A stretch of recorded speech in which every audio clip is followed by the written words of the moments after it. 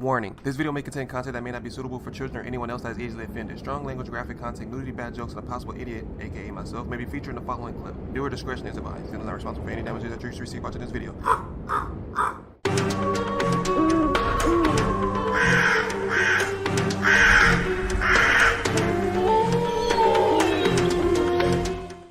Hey, what's up, y'all? It's Zems, and welcome back to another reaction. Today we're gonna react to SCP-167 Infinite Labyrinth. I think I said that right. Correct me if I'm wrong down in the comment section. I don't even know what that is, but this video is by Dr. Bob, so you guys have to make sure you super down the description box, comment a link and watch the videos in entirety, because I want to be pausing to stop it and talking through the whole thing. Thank you guys so much for all the recent support, man. 7,000 is right around the corner, man. Keep doing what you guys are doing, and the videos will keep coming. If you guys are new to the channel, I'm Reprisalzems, and welcome to the crow's nest. You see your boy out here got the fresh cut. Oh, look at that line. Oh, you see him? Boy, I'm about to be on a road like, ma'am, I pulled you over because you were speeding. But for now, let's get it.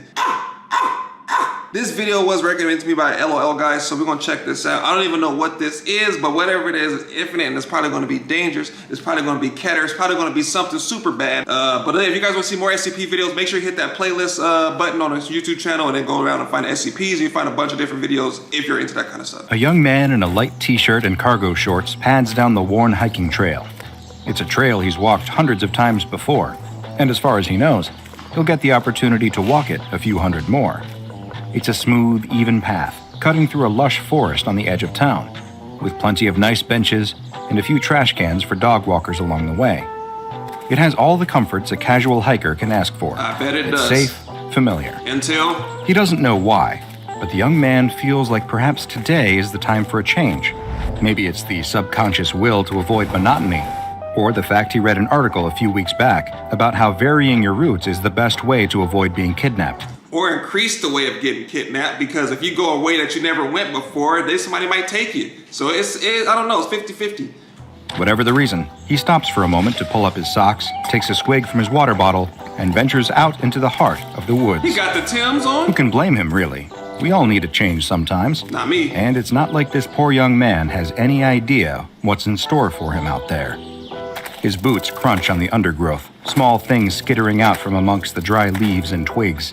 He always encountered other people on his usual trail, which was fine, of course. He didn't mind a little socializing on his walks. But there's something oddly comforting about the true loneliness you can find in the woods. It's just nature and you, properly acquainted. No screens, no keyboards, no emails, texts, DMs, or obligations. It's natural, the way things should be. The young man closes his eyes for a moment and takes a deep breath in, just to enjoy it. That beautiful, clean spring air. A pleasure money can't buy. When he opens his eyes, he notices something in the distance, even deeper in the forest than before. It's large and brilliant white. Some kind of structure. How strange, he thinks. There are no paths leading to this thing, whatever it is. How could it have been built? Red flag. And why? Was it another one of those weird obelisks that appeared in the desert a couple of years before that he saw on the news? It's the most interesting little mystery he's experienced in a while, and nothing about it seems to be throwing up any overt red flags. What would be the harm in going a little deeper to check it out? The question would certainly stay with him if he never found out. Red flag. As he approaches, he notices that it's a large cube made from some strange, glossy plastic. There are no gaps or rivets, no real signs of how the cube was constructed at all. The only thing differentiating any of the sides is a metal door on one of the faces. If you just said there was no trail and there was nothing leading up to it, and you walk up to it and you said it's a strange glossy cube-shaped building, bro, and you still want to try to go over there and see what's in it? No, bro. This dude is about to get what's coming to him, because you shouldn't be investigating this kind of stuff anyway, especially if it's not even a path leading up to it. And then to go off of what he said earlier about being peaceful, I forgot who said it, but they said it's dangerous to be left alone for so long, because then you find peace and you realize how much peace you have within yourself that you don't need comfort of other people, and then you become antisocial or something like that. I forgot how he said it, but I was like, dang, that is true, because if you get used to being alone for so long and you're peaceful of being alone, it's easier for people to come along and ruin your peace because you're so used to being by yourself. He circles the cube a couple of times just to see if he's missing anything. Nothing really appears out of the ordinary, other than the very existence of the cube itself. He looks over his shoulder before approaching the door. No cameras, nobody waiting in the bushes to jump him. Not yet, at least. He steps forward, takes an uneasy breath, and opens the front door. It's a slow, cautious motion. Trespassing. After all, he has no idea what could be waiting for him inside. Break and enter. For all he knew, the whole cube would be primed to explode, with the opening of the front door being the activation mechanism. But no, what surprises him most is how oddly mundane the inside is. He takes out his phone, turns on the flashlight, and shines it inside. It's just an empty room. Pretty much exactly what you'd expect the least imaginative person in the world to suggest is inside a big plastic cube in the woods. Two strange little things catch his eye, though. Two doors on the adjoining back walls of the cube, a door to each wall. That can't be right. Doubting his own memory, the young man steps out and circumnavigates the cube again. He left the door There are open. no apertures in the back walls of the cube, so the doors inside would just lead to nowhere. Perhaps it's some kind of unfinished construction project, he muses. He'd read all about modular living and tiny homes.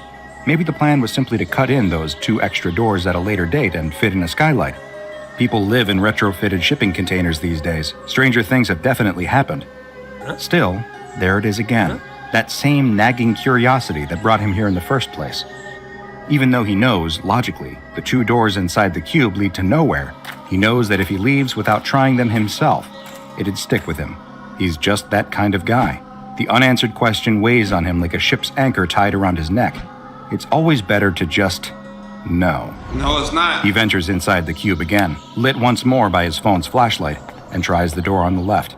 Even though he knows it should be a dead end, he still does it with that same trepidation as before, like there could be something waiting behind it, something with big eyes and even bigger teeth. He'll feel so silly for even worrying about this when he sees the wall on the other side. But that isn't what he sees. In fact, to his immense surprise, the door opens up into the interior of what seems like an identical cube.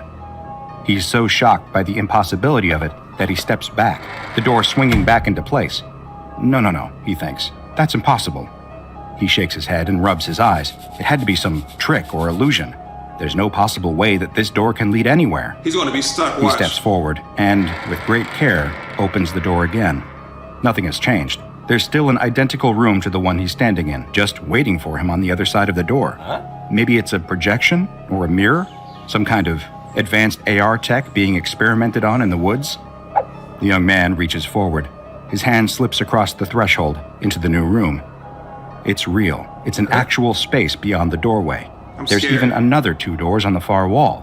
What on earth is going on? Wanting to be sure he isn't just going crazy, he leaves the cube one more time and checks the back walls. He runs his hand across them. Smooth plastic. No seams, no tricks, nothing hidden. There is no explanation for what's going on in there.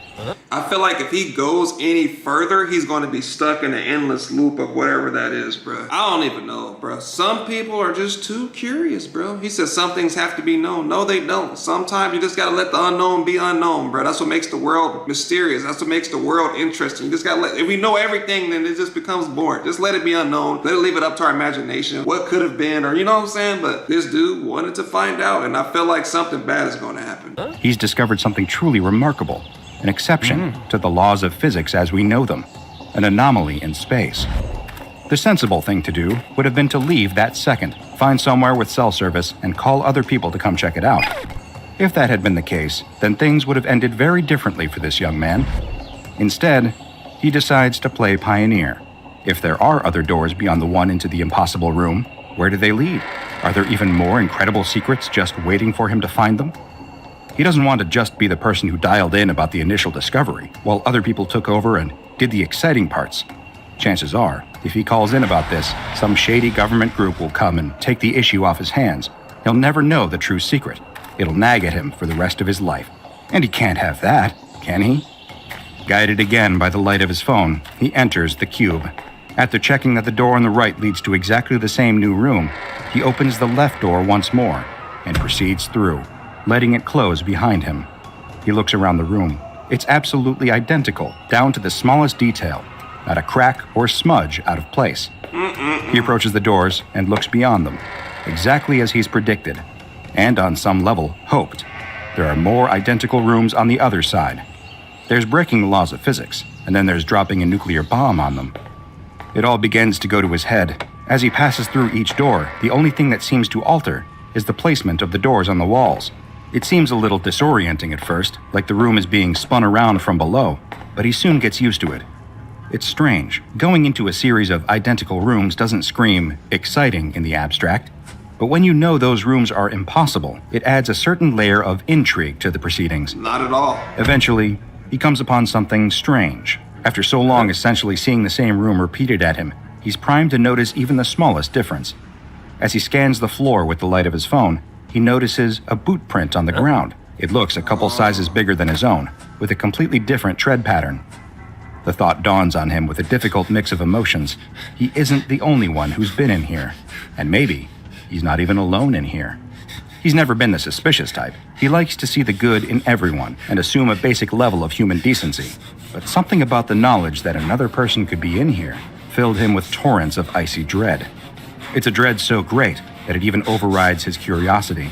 He knows on some animal level that he needs to leave right now, or something terrible is going to happen to him.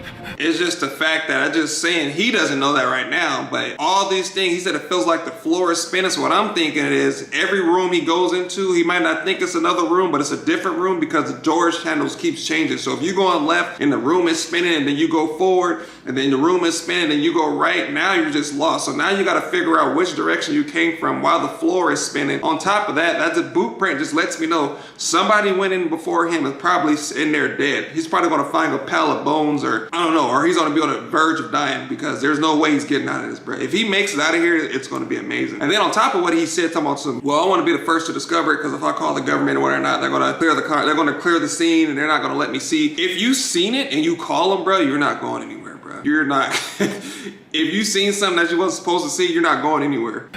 He turns, and it suddenly dawns on him. He doesn't remember which of the 3 doors in the room he entered through. In fact, he sped through so many rooms to get here, he can't remember which door he came through in any of them. The cold, thrumming pulse of dread soon heats up into panic. He tries to regulate his breathing. He needs to approach the situation logically. But how do you apply logic to a situation that's completely beyond it? He picks a door after an intense session of eeny, meeny, miny, mo, and commits, heading through it into an identical room, and then another, and then another, and then another. He checks his phone, his only light source, and feels another spike of panic when he realizes just how low the batteries are. It's an Android. Who would have known how quickly the flashlight eats up charge? Not a split. Without it, it's total darkness. He'll have no way out. He needs to get out before his battery runs out, or he'll never get out at all. Faster and faster, he passes through doors at random on the confidence that anyone who walks long enough will end up somewhere. He's looking for changes, landmarks, any signs of salvation. He finds, to his immense relief, that some doors have little red dots marked next to them on the wall in permanent marker. Whoever was here before might save him now. This relief has some cold water thrown on it by another scrawling a few rooms down. Someone had messily written, "This is hell," on the wall in red, except this time, it wasn't a pen that left the markings. At the bottom of the wall, he can see a few bloody fingernail chunks sitting in a dry brown puddle. Had they gotten out, whoever they are? Or is their skeleton festering in one of these rooms? At this point, the young man is mortally terrified. Never before has death seemed like such a tangible presence, and not a quick death, but starvation and dehydration, 2 of the most terrible ways to go of all. He can feel hot tears running down his cheeks. He picks himself up, trying to choke out the sobs before they can rack his body. He needs to keep moving. Next room, next room, next room, next room, next room. With each one, hope shrinks and despair grows. There's no light, no progress, just the same thing over and over again. It's so relentless that, at some point, he needs to stop and catch his breath. He's breathing raggedly. His lungs burn. He's been getting nowhere at impressive speeds. It's only when he manages to slow his heart rate and quiet his breathing that he notices he's not the only one in the room. Their breathing is even more strained and wheezy than his. He turns slowly, almost paralyzed by fear, and turns the waning light of his phone into the corner of the room.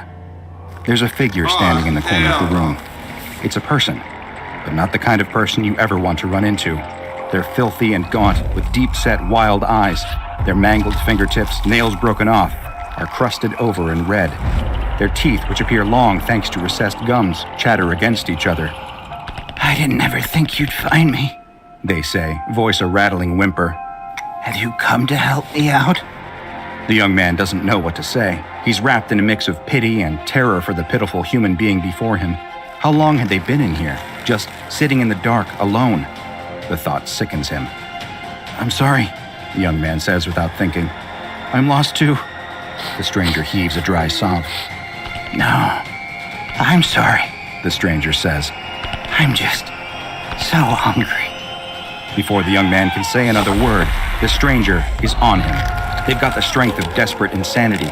Alright, hold on, time out. You gonna tell me this dude with no fingernails, bony, sucked in jaws, bruh, teeth shining out like a damn goat, eyes sucked in, he's about to overpower me when I've just been in here for 5 hours? No, bruh. This skinny ass dude is about to get broke off. How do you even have the energy to choke me? Like, let's be honest, bro. Look at his arms, bruh.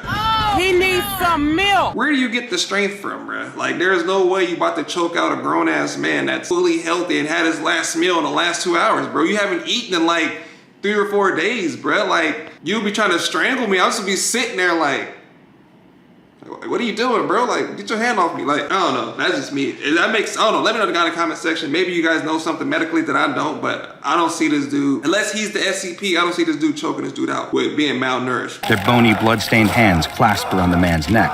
The attack is so sudden, so shocking, so brutal.